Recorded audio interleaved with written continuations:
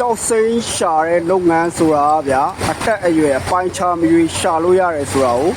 ဒီဗီဒီယိုလေးနဲ့ပြောပြပေးတော့မှာပဲဖြစ်ပါတယ်အေးအေးစစ်စစ်ပဲရှာရုံပဲ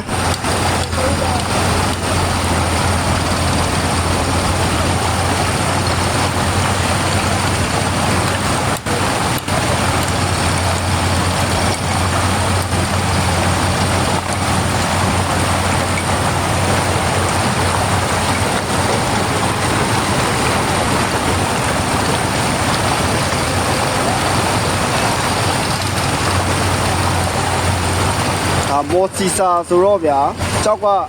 အရန်အကြီးကြီးတွေမထွက်ဘူးအလုံးရွယ်တေးသေးလေးနဲ့ကောင်းတယ်ပေါ့ဗျာ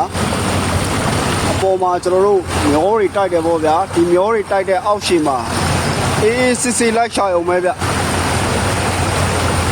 ဒါအားလုံးကလောပန်းလောင်းအိမ်မက်တွေနဲ့ပေါ့ဗျာအထီးဖြစ်ဖို့အိမ်မက်တွေနဲ့ရှာနေကြတဲ့လူတွေကြီးပဲဗျဒီမှာရှာနေတဲ့လူတွေက